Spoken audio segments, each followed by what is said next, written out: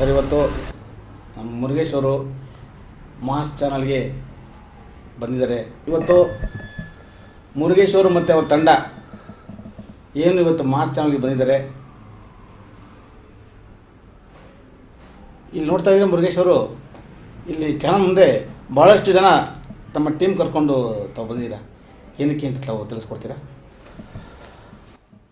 ಮೊದಲನೇದಾಗಿ ಮಾ T V ಮತ್ತು ನಿಮ್ಮ ತಂಡದವರಿಗೆ ನನ್ನ ನಮಸ್ಕಾರ. ಶ್ರೀ ಮಹಾಶಕ್ತಿ ಕರ್ಮಾರ್ಯಮ್ಮ ದೇವಸ್ಥಾನ ಅರಸು ಕಾಲೋನಿಯಲ್ಲಿ ನೆಲೆಸಿರುತ್ತೆ. ಮಹಾಶಕ್ತಿ ಕರ್ಮಾರ್ಯಮ್ಮ ದೇವಸ್ಥಾನ ಟ್ರಸ್ಟ್ ವತಿಯಿಂದ ನಾನು ಬಂದಿದ್ದೀನಿ. ಸೊ ಮಹಾಶಕ್ತಿ ಕರ್ಮಾರ್ಯಮ್ಮ ದೇವಸ್ಥಾನ ಅರಸು ಕಾಲೋನಿ ಜೈನರ ವಿಧಾನಸಭಾ ಕ್ಷೇತ್ರದಲ್ಲಿ ನೆಲೆಸಿರುತ್ತೆ. ಅದರದ್ದು 30/5/2026 ಒಂದು ಕರಗೋತ್ಸವ ಮತ್ತು ರಥೋತ್ಸವ ಇದೆ. ಆ ಫಂಕ್ಷನ್ಗೆ ತಮ್ಮನ್ನು ಕರೆದು ಕಾರ್ಯಕ್ರಮ ಯಶಸ್ವಿಗೊಳಿಸಬೇಕಂತ ಕೇಳ್ಕೊಳ್ಳೋಣ ಅಂತ ಬಂದಿದ್ದೀನಿ. ಆಗ್ಬೋದು ಸರ್. ಮುರುಗೇಶ್ ಅವರು ಇವತ್ತು ನಮ್ಮ ಒಂದು ಚಾನಲ್ಗೆ ಅಷ್ಟೊಂದು ಜವಾಬ್ದಾರಿ ಕೊಡ್ತಾ ಇದ್ದೀರಾ. ನಿಮ್ಮ ಒಂದು ಆಹ್ವಾನಕ್ಕೆ ನಾವು ಸಿದ್ಧರಿರ್ತೀವಿ.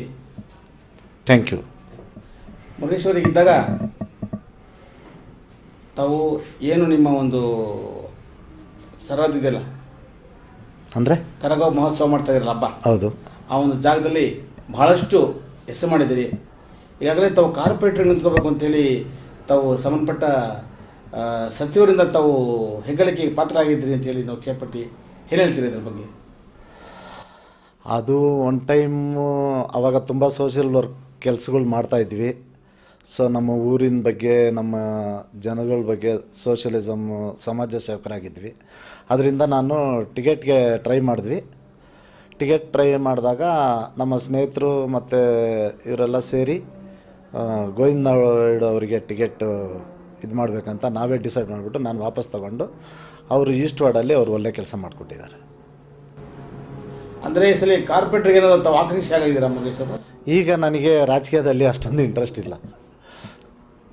ಅಷ್ಟೊಂದು ಇಂಟ್ರೆಸ್ಟ್ ಇಲ್ಲ ಅಂದಮೇಲೆ ಇಷ್ಟೊಂದು ಏನು ಬೆಂಗಳೂರು ಕರಗ ಮಹೋತ್ಸವ ಮುಗಿತಾ ಇದ್ದಾಗೇ ಪ್ರತಿ ವರ್ಷ ಈ ಕಾರ್ಯಕ್ರಮ ಮಾಡ್ಕೊಂಬರ್ತಾ ಇದ್ದಾರೆ ಅಂತೇಳಿ ನಮಗೆ ಈಗಷ್ಟು ತಾನೇ ಮಾಹಿತಿ ಬರ್ತಾ ಇದೆ. ಏನು ಹೇಳ್ತೀರಿ ಇದ್ರ ಬಗ್ಗೆ? ಇದು ನಾವು ನಮ್ಮ ಊರಿನ ಜನ ಮತ್ತು ಅರಸು ಕಾಲೋನಿ ಜನತೆ ಮತ್ತು ನಮ್ಮ ಮಹಾಶಕ್ತಿ ಕರ್ಮಾರ್ಯಮ್ಮ ದೇವಸ್ಥಾನ ಟ್ರಸ್ಟಿನ ವತಿಯಿಂದ ಪ್ರತಿ ವರ್ಷ ನಾವು ಕರಗೋತ್ಸವ ಮತ್ತು ರಥೋತ್ಸವವನ್ನು ಹಮ್ಮಿಕೊಂಡು ಬರ್ತಾ ಇರ್ತೀವಿ.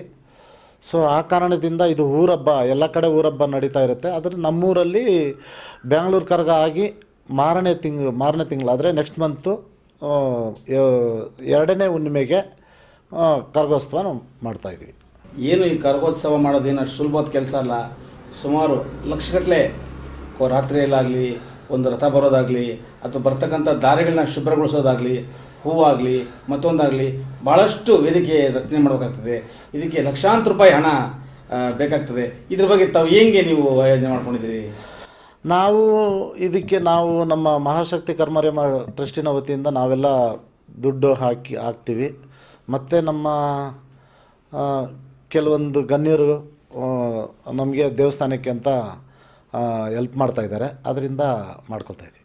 ಇನ್ನೊಂದು ಮುರುಗೇಶ್ ಅವರು, ಈಗಾಗಲೇ ಏನು ನಿಮ್ಮ ಕಾರ್ಯಕ್ರಮ ಮಾಡ್ತಾಯಿದ್ದೀರಿ, ಇದು ಬಂದು ನಮ್ಮ ಸಿ ಕೆ ರಾಮಮೂರ್ತಿಯವರ ಒಂದು ಸರಹದ್ದು ಅಂತೇಳಿ ನಾವು ಕೇಳ್ಪಟ್ವಿ. ನೀವು ನಮ್ಮ ರಾಮಮೂರ್ತಿ ಸರ್ ಜೊತೆ ಜಯನಗರ ವಿಧಾನಸಭಾ ಕ್ಷೇತ್ರ ಇರ್ತಕ್ಕಂಥ ರಾಮಮೂರ್ತಿ ಸರ್ ಜೊತೆ ತಾವು ಭಾಳಷ್ಟು ಒಡನಾಟ ಇಟ್ಕೊಂಡಿದ್ರಿ. ಅದೇ ರೀತಿ ಯಾರು ಈಗ ಏನು ಮಾನ್ಯ ಸಚಿವರಾಗಿದ್ದಾರೆ ರಾಮಲಿಂಗಾರೆಡ್ಡಿ ಅವರು, ಅವ್ರ ಜೊತೆಗೂ ತಾವು ಭಾಳಷ್ಟು ಗುರುತಿಸ್ಕೊಂಡಿದ್ರಿ. ಅವರ ಭಾಳ ಶಿಷ್ಯ ಅಂತೇಳಿ ಕರೀತಾರೆ ಮುರುಗೇಶ್ ಅವ್ರನ್ನ ಅಂತೇಳಿ ಮಾಹಿತಿ ಇದೆ. ಏನು ಹೇಳ್ತೀರಿ? ನಾನು 2 ಪಕ್ಷದಲ್ಲೂ ಇದ್ದೆ. ಮೊದಲು ರಾಮಲಿಂಗಾರೆಡ್ಡಿ ಸಾಹೇಬರು ಅವರ ಮಾರ್ಗದರ್ಶನದಿಂದ ನಾವೆಲ್ಲ ಕೆಲಸ ಮಾಡ್ಕೊಂಬಂದಿರೋರು. ಅವರು ಮೊದಲು ನಮ್ಮ ಜಯನಗರ ಕ್ಷೇತ್ರದಲ್ಲಿದ್ದಾಗ ಕಾಂಗ್ರೆಸ್ಸಲ್ಲಿ ಸುಮಾರು ಒಂದು 15-20 ವರ್ಷ ಅವರು ಇದರಲ್ಲಿ ಕೆಲಸ ಮಾಡಿದ್ವಿ.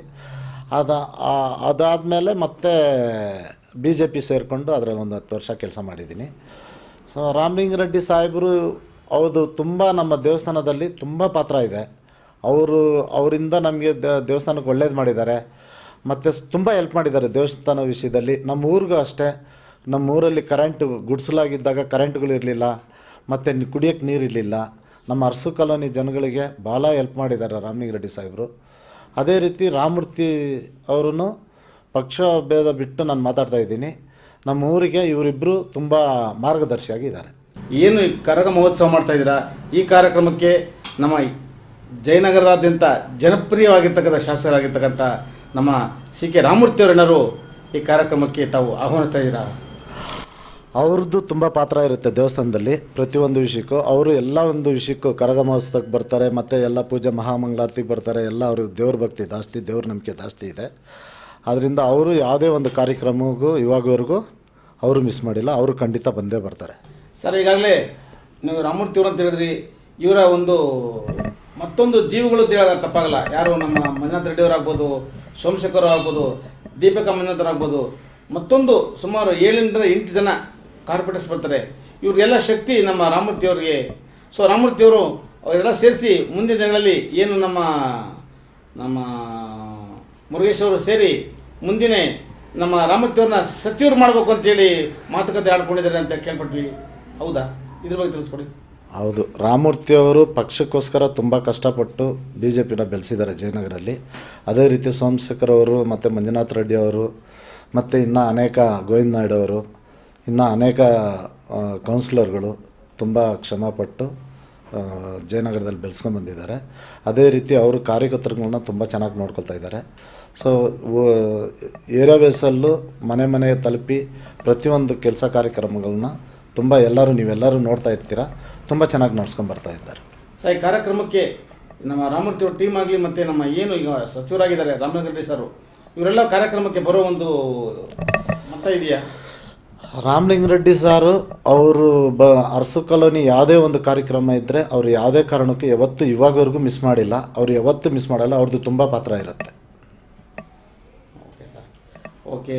ಇವತ್ತು ನಮ್ಮ ಮಾಸ್ ಚಾನಲ್ಗೆ ಮುರುಗೇಶ್ ಅವ್ರ ತಂಡ ಭೇಟಿ ಕೊಟ್ಟಿದೆ. ಅವ್ರು ಏನು ಕಾರ್ಯಕ್ರಮ ಇಟ್ಕೊಂಡಿದ್ರು ಆ ಕಾರ್ಯಕ್ರಮನ ಯಶಸ್ವಿಗೊಳಿಸ್ತೀವಿ ಅಂತ ಹೇಳ್ತಾ, ಮುರುಗೇಶ್ ಅವ್ರ ಟೀಮ್ ಇವತ್ತೇನು ನಮ್ಮ ಮಾಸ್ ಚಾನಲ್ಗೆ ಭೇಟಿ ಕೊಟ್ಟಿದ್ದೀರಿ, ನೀವು ಏನು ಕನಸ್ಕೊಂಡಿದ್ದೀರೋ ನಮ್ಮ ಚಾನಲ್ ವತಿಯಿಂದ ಇನ್ನೂ ಹೆಚ್ಚಿನ ಮಟ್ಟಕ್ಕೆ ನಾವು ಈ ಕಾರ್ಯಕ್ರಮನ ಕರ್ನಾಟಕದಾದ್ಯಂತ ಎಲ್ಲರೂ ಒಂದು ಮನಸ್ಸಲ್ಲಿ ತುಂಬಿ ಏನು ಕರಗ ಮಹೋತ್ಸವ ಮಾಡ್ತಾಯಿದ್ದೀರ ತಾಯಿ ನಾಡಿನಾದ್ಯಂತ ಎಲ್ಲರಿಗೂ ಶಕ್ತಿ ಕೊಟ್ಟು ಎಲ್ಲರಿಗೂ ಹಾರೈಸಲಿ ಅಂತ ಹೇಳ್ತಾ ತಮಗೆ ಅಡ್ವಾನ್ಸ್ ಶುಭ ಕೋರ್ತೀನಿ. ಮಾಸ್ TV ಮತ್ತು ನಿಮ್ಮ ತಂಡದವ್ರಿಗೂ ಮತ್ತು ನಿಮ್ಮ ಚಾನಲ್ ಕಾರ್ಯಕರ್ತರಿಗೂ ನಾನು ಮತ್ತೊಮ್ಮೆ ಧನ್ಯವಾದಗಳು ಹೇಳ್ತಾ ನಮಸ್ಕಾರ.